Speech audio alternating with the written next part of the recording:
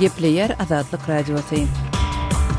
Akşamınız hayırlı olsun hormatly radio dinleyijiler. Şu gün 2017-nji ýylyň 3-nji apreli hepdeniň duşanbe güni eferde habarlar gündüligi. Gepleşigimiziň esasy bölügine başlamadan odal täzelikler dinleň, olaryň mazmuny bilen sizi men Gözel Hudaýberdi we tanış edýärin. Sankt-Peterburg şäheriniň metrosunda 3-nji aprelde bolan partlama zerarly adamdan 10 adamyň wepat bolanlygy we onlar çadamyň yaralananlygy habar berildi.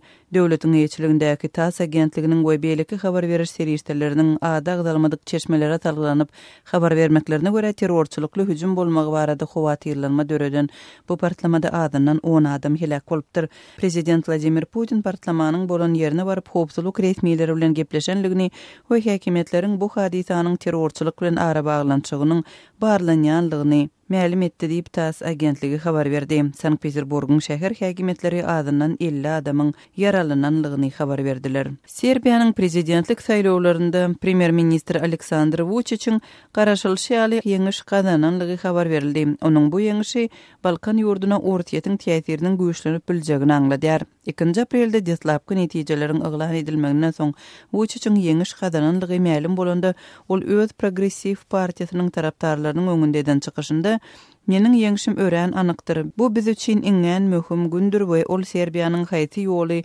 saýlamaldygyny görkezýär" diýdi. Vučić Serbiýany Ýewropa Birleşigine tarap alyp barmagy wada beripdi, emma şeýle-de ýurdun uzak möhletli ýarany ortiýet bilen has ýakyn gatnaşyklaryň tarapynda çykyş edipdi. Vučić ses berijileriň pikirini öwrenýän agentlikleriň onuň sesleriň 55%-ni toplanlygy barada 2 aprelde eglan eden netijelerinden soň özüniň ýeňiş kazananlygyny eglan etdi. Serbiýanyň öňkü premier ministri Sasa Jankovićiň 15% ses toplap 2-nji ýerde barýanlygyny Ipsos agentligi habar berdi. Birleşen Ştatlaryň Birleşen Milletler Guramasyndaky elçisi prezident Donald Trump'yň ýurdun prezidentlik saýlawlaryna Kremlin gatnaşygy boýunça geçirilýän derňewleriň tamamlanmagyndan soň ortada garşy berk hereketleri doly goldajakdygyny aýtdy. Biz hiç wagtda hiç bir ýurdun öz saýlawlarymyza goşulmagyny islemýäris diýip Nikki Haley 2 aprelde ABC telewizionyna aýtdy. Şeýle dol ortiýetiň kampaniýa goşulşanlygyna hiç ýyly şüphäniň ýokdugyny bellidi. Ol öz sözleriniň prezident Trump'yň 2016-njy ýylyň prezidentlik kampaniýasynda ortiýetiň roluny kemeldip görkezýän çykyşlaryna garşy çykmaýanlygyny bellidi. Birleşen Ştatlaryň aňtaw gullukları ortiýet Trump'yň ýeňiş kazanmagyna ýardam bermek tagallasy bilen Birleşen Ştatlaryň prezidentlik saýlawlaryna goşulşdy diýilen netije geldiler. Trump ortiýetiň agentleriniň Demokratik partiýasynyň elektron hatlarynyň üstüne açanlygyny, emma 2016-njy ýylyň saýlawlaryna ortiýetiň goşulşmagynyň hiç ýyly täsir getirmänligini aýdypdy.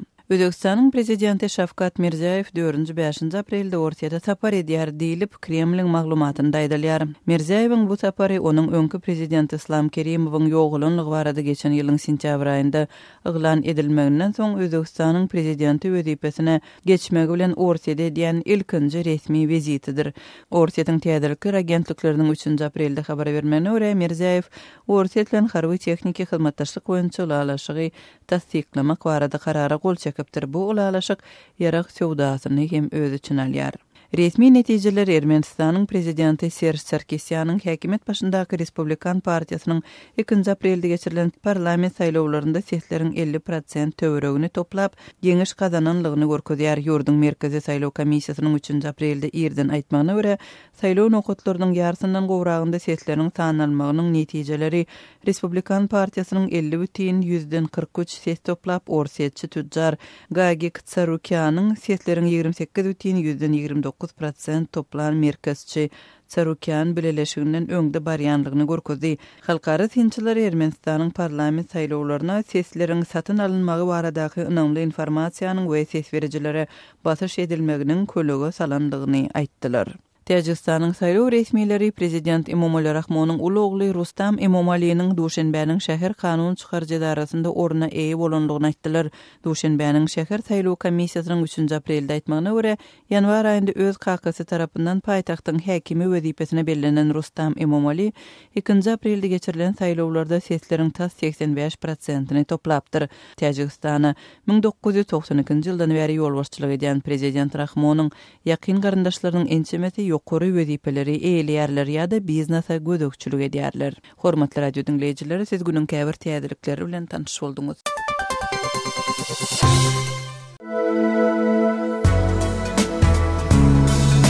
Adatlygy isleýän wagtyňyz isleýän ýeriňizde dinlemek isleýäňizmi? Munuň üçin SoundCloud tilsiminde Adatlyk radiosyny tapyň we ýazylyň. Adatlygyň maglumatlaryny ilkinji bolup dinleň. Play Store'dan ýa-da iTunes'dan SoundCloud'un tilsimini indirme ýatdan çykarmaň. Adatlygy SoundCloud tilsiminde Adatlyk radiosy ýazyp tap bilersiňiz.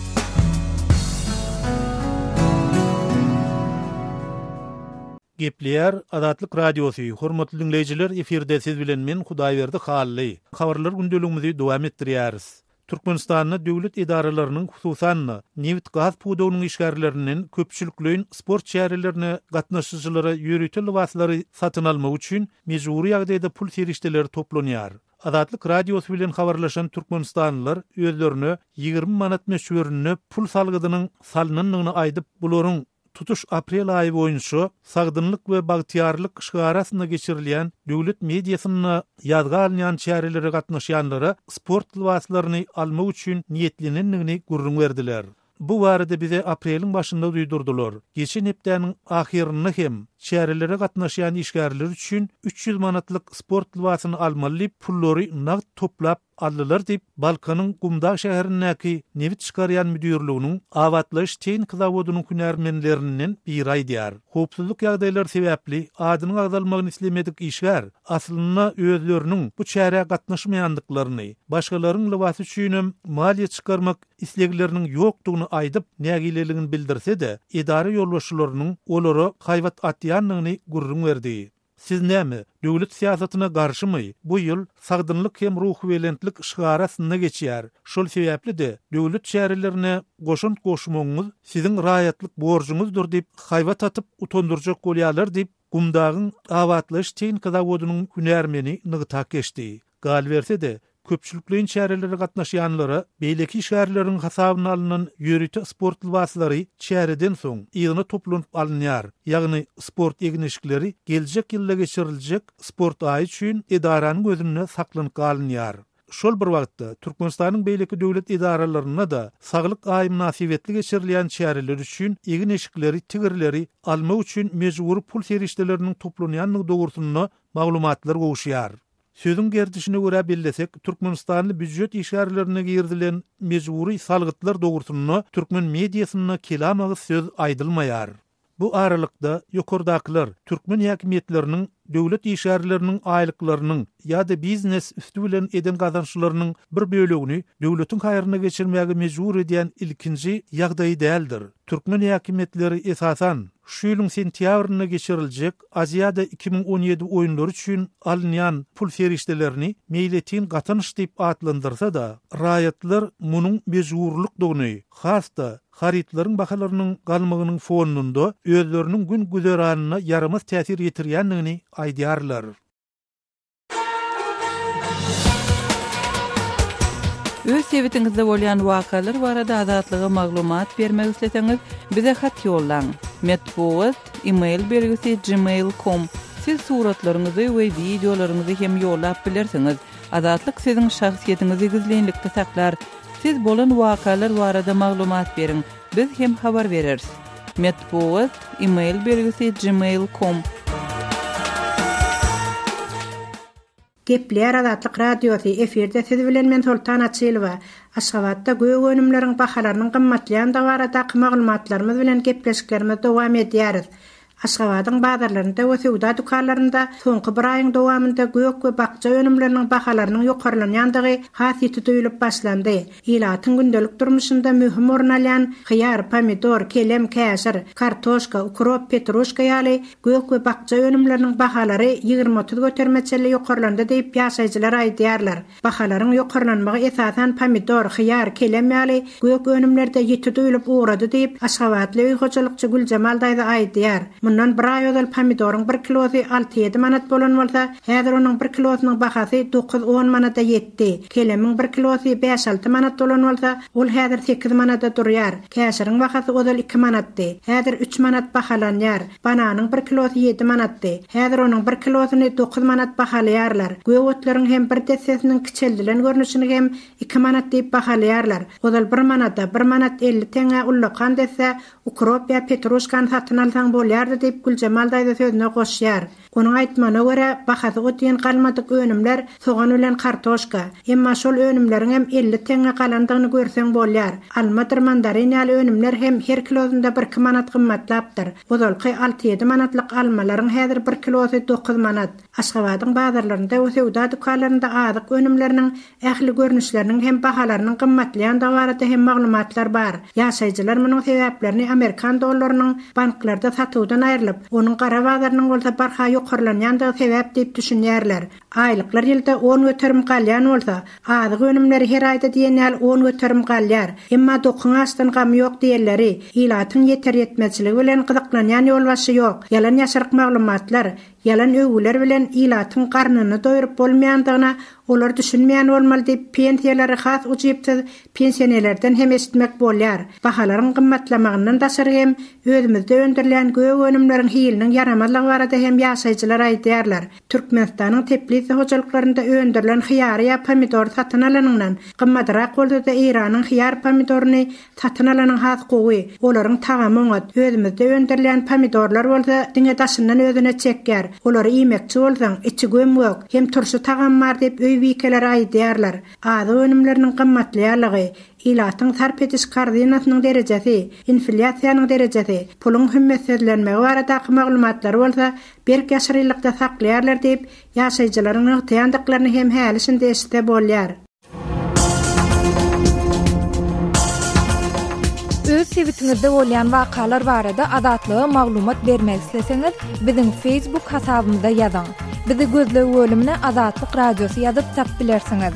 Siz suratlaryňyzy we videolaryňyzy hem ýollap bilersiňiz. Azatlyk siziň şahsiýetiniňizi gizlinlikde saklar. Siz bolan wakalar barada maglumat beriň, biz hem habar bereriz.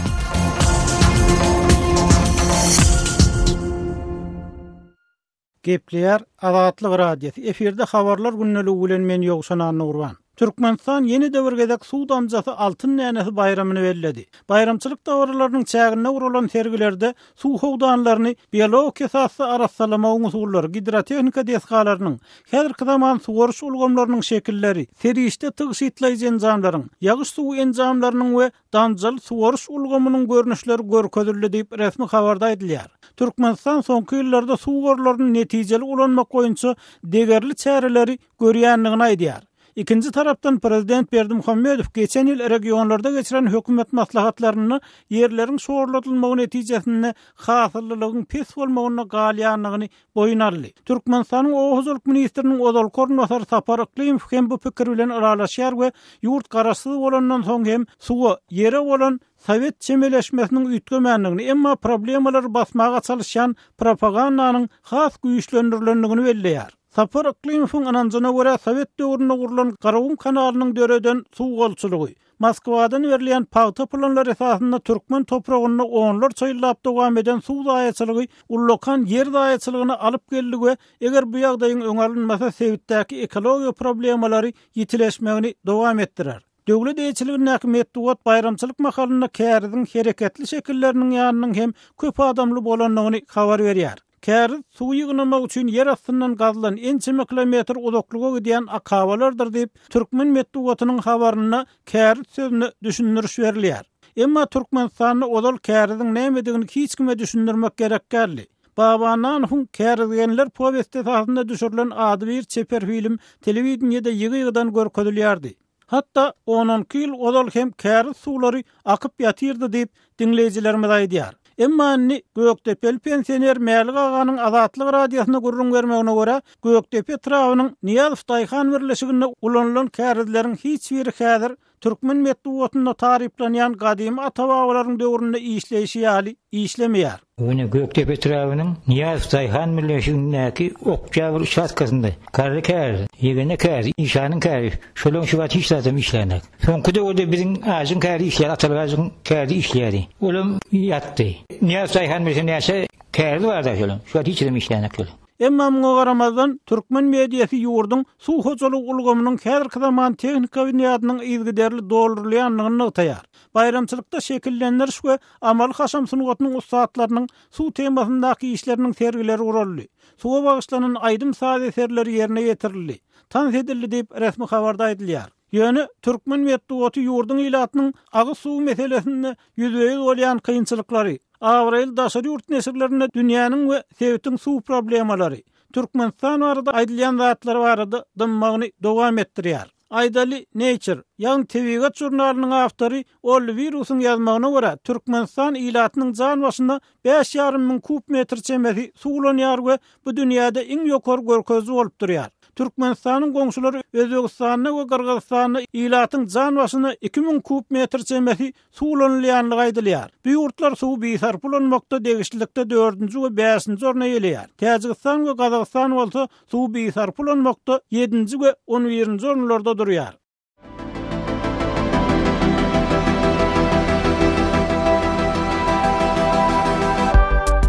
Hormatly radio dinleyijiler, Azatlyk radiosynyň gepleşiklerini gysga tolkunlarda her akşam Aşgabat wagty bilen saat 7-den 9-a çenli 6060 kHz ýyglyklarynda 49,5 metrlerde ýa-da 11890 kHz ýyglyklarynda 25,12 metrlerde dinläp bilersiňiz. Tolkunlarymyzy ýene gaýtalýarys. 6060 kHz ýyglyklarynda 49,5 metrlerde ýa-da 11890 kHz ýyglyklarynda 25,12 metrlerde dinläp bilersiňiz. Azatlyk radiosynyň gepleşiklerini dinleň. Gepleýär Azatlyk radiosu. Habarlar günneligi gepleşigimizi Azatlyk radiosynyň Türkiýedäki habarçysy men Döwlet Baýhan dowam etdirýän. Türk maşgalalaryna Türkmenistanyň wizasy berilmeýär. Türkmenistanda işläp hem öýlenip gaýdan türk raýatlary bilen bilelikde Türkiýedäki türkmen migrantlar bilen maşgala guranlara Türkmenistanyň wizasynyň berilmeýänini aýdylýar. Azatlyk radiosyna gelip gowşan köp sanly hatlarda aýdylyşyna görä, daşary ýurtlar bilen nikalaşan türkmen raýatlarynyň maşgalalary Türkmenistana dogan garnaşlaryny görmäge gitmek üçin wiza almakda kynçylyk çekýärler. Efirde adynyň agdalmazlygyny sorap Azatlyk radiosy bilen hatarkaly ara gatnaşyga geçen Türkiýe durmuşa çykan bir Türkmenistan raýatyň berýän maglumatyna görä, on türk adamsy 8 ýyl Türkmenistanda işläpdir we olaryň resmi nikadan soň dünýä inen 2 sany çagasy bar. Hatta beýan edilişine görä, ýöne muňa garamazdan Türkmenistanyň konsullugy olara eýýän 1 ýyldan bäri wiza bermeýär. Ol hatynda Türkmenistanyň konsullugynyň bu ýagdaýa hiç geli düşündürüş hem bermeýänligini belleýär. Türkiýe durmuşa çykan ol türkmen zenany öz hatynda Azatlyk radiosynyň üstü bilen degişli ýol başçylardan öz adamsyna, maşgalasyna Türkmenistanyň wizasyny almaga kömek edilmegini soraýar. Adanyň howpsuzlyk sebäpli efirde tutulmazlygyny soran türk raýaty bolsa, özüniň köp ýyllap Türkmenistanda guruluşy işlerine işländigini, ol ýerde bir türkmen zenany bilen durmuş gurup bir näçe çagasynyň ham bolandygyny, ýöne guruluşy işlerini tamamlap Türkiýe gaýdandan soň inni Aşgabatdaky maşgalasynyň ýanyna dolanjak bolsa, türkmen konsullugynyň özüne wiza bermeýändigini, wiza üçin her gedek ýüz tutanda özüne gaty gödök çemeleşilýändigini aýdýar. Ol özü ýaly Türkmenistanyň ýan ýollaşy bolan ençeme türk raýatynyň ham Türkmenistana wiza alyp bilmän kösenýändigini ýytap, Azatlyk radiosynyň üstü bilen türkmen resmiýetlerinden wiza problemasynyň çözülmegine kömek soraýar. Azatlyk radiosyna maglumat beren howpsuzlyk sebäpli özüni maýa diýip tanadan Istanbulda işläp ýörkä durmuşa çykyp, maşgalaly ýaşaşyp beren bir raýatyň aýtmagyna görä, türkmen resmiýetleri Türkiýe durmuşa çykan türkmen zenanlaryna ýurdun içinde bolşýaly daşary ýurtlarda hem wiza bermän kemsedip gaty gödök çemeleşýärler. Ol diňe bir Türkmenistanda öýlenen türklere däl, Türkiýedäki türkmen migrant zenanlar bilen öýlenen türk raýatlaryna hem türkmen konsullugynyň wiza bermeýändigini öňe Maýa özüniň türk adamsy bilen ençemegedek türkmen konsullugyna ýüz tutandygyny, hatda bir näçe gedek konsullugy hem barandygyny we para peşkeşem hödür edendigini aýan edip, ähli synaşyklara garamazdan Türkmenistanyň wizasyny almagyň başartmaýandygyny ýytaýar. Ýatlap geçsek, Türkmenistana gitmek barasynda diňe türk maşgalalary wiza problemasyna duçar bolmaýar. Goloýda Azatlyk radiosyna çykyş eden 10 ýyldan bäri Türkiýede zähmet çekýän türkmen migrant Arslana hem kakasynyň we aýalynyň ene atasynyň janazasyna barmagyna Türkmenistanyň konsullugy ruhsat bermänler. Türk maşgalalarynyň wiza problemalary bilen baglanyşykly degişli türkmen resmiýetlerden Azatlyk radiosyna haýsam bolsa bir maglumat ýa-da kommentariýa almak başartmaýar. Azatlygy line ulgamynda Osmok 420 773 797 383 telefon belgisi arkaly tapyp bilersiňiz. biziň bilen habarlaşyp maglumatlary, suratlary we videolary ugradyň. Şahsiýetiniz dogry gizlilikde saklanar. Goşmak 420 773 797 383.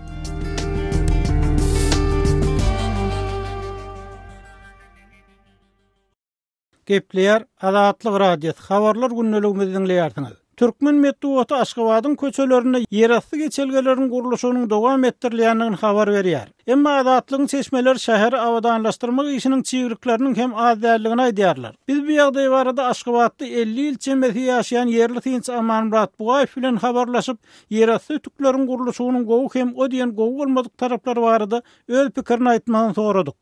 Yerasty ötüklerin olarlarına bellemeli tarafı kovda. Sebebi köşelerdeki yol hareket tizligi öz-özünden arttı. Mesela bir yarım saatte 40 minütte geçip bolýan yolları in uzağa gidenini 10 minütün dowamyna geçip bolýar. Ýöne mesela ikinci tarafım var. Piyadaların bir hareket etmek mümkünçülüğü birinciden sebebi yerasty ötüklerin kurulmagy bilen köçelerin yersi bölegi juda daraldyly, aýdaly. Aşgabat şäherinde öňkümir häzir Kandalyp köçetiniň ta öňkü Swoboda häzirki Martymul şaýoruny çelli aralykdaky jaýlaryň ýan ýörelgelerini, ýani trotuarlaryny juda daraldy.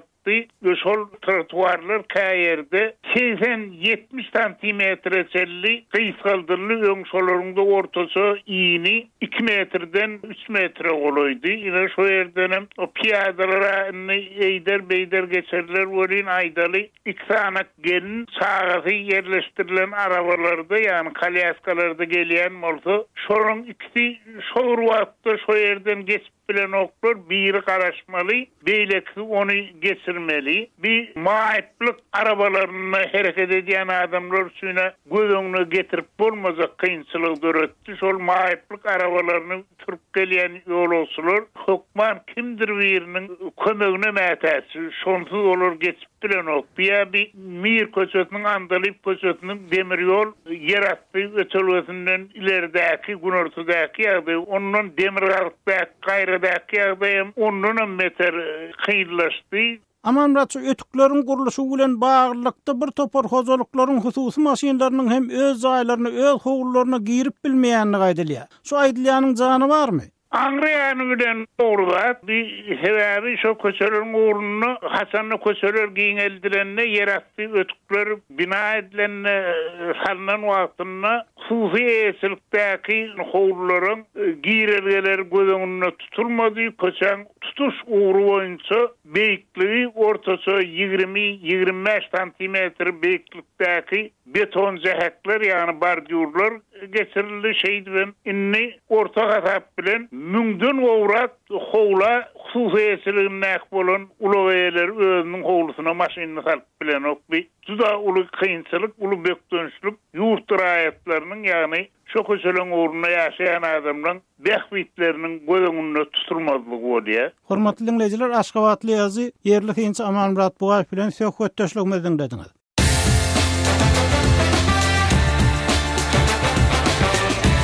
Gepleýär Azatlyk radiosu. Azatlyk radiosynyň rus dilindäki web sahypasy işläp başlady. Biziň maglumatlarymyzy indi rus dilinde rus.azatxabar.com salgy bilen internetde tapyp bilersiňiz. Дорогие радиослушатели, информация «Радио Азатлык» теперь доступна и на русском языке. Наш сайт на русском rus.azatxabar.com.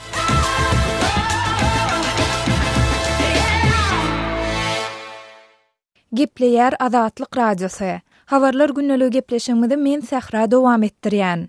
Russiýanyň baş prokuratura edarasynyň medeniýet wekili Sankt-Peterburgyň metrosunda amala aşyrylan partlamanyň terrorçylykly hüjüm bolandygyny ma'lum etdi. Sankt-Peterburg şäheriniň metrosunda 3 aprelde bolan partlama zerarly azyndan 10 adamyň wepat bolanyny we başga da 14 ýaşynyň yaralanandygyny bu şäheriň resmi saýtdy. Sankt-Peterburg şäher häkimliginiň medbuat wekili Andrey Kibitsevň Russiýanyň döwlet eýetçiligindäki Rossiýa 24 telekanalyna beren maglumatyna görä, terrorçylykly hüjüm bolmagy barada howatyrlanma döreden partlamada adından 10 adam helak boldy. Kibitsev Twitter sosial ulgamynda ýaýradan maglumatynda wakada 50 çemesi adamyň yaralanandygyny we 17 sany adatdan daşary ýagdaýlar baradaky toparyň herekete geçendigini ma'lum etdi. Sankt-Peterburg şäherine sapar edip bu ýerde medbuat konferensiýasyny geçiren prezident Vladimir Putin partlama barada özüniň howpsuzlyk resmiýetleri tarapyndan habarly edilendigini we häkimetleriň bu hadisanyň terrorçylyk bilen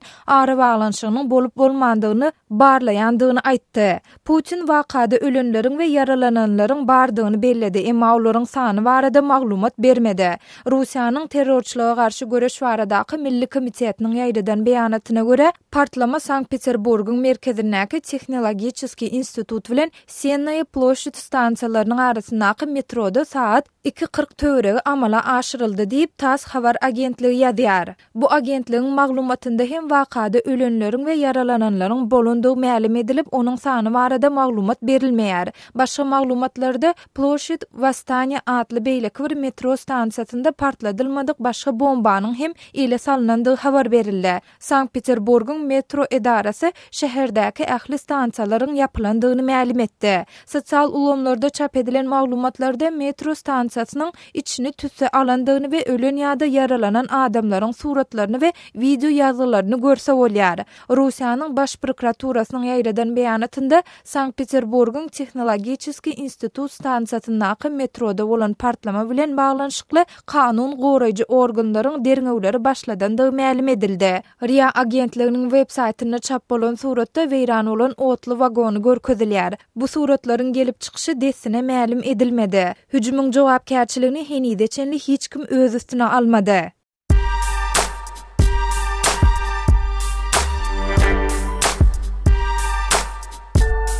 Qaderli dinleyijiler, indi siz Türkmenistanda bolup geçen soňky wakalary Azatlyk radiosynyň Adna Klasniki tahypasyndan hem izarlap bilersiňiz. Bu sosial ulgamda köp sany Türkmenistanlylaryň bardygyny nazarda tutup, Azatlyk radiosy bu ýerde hem öz tahypasyny açyp, maglumatlaryny ýerleşdirip başlady. Bize goşuluň.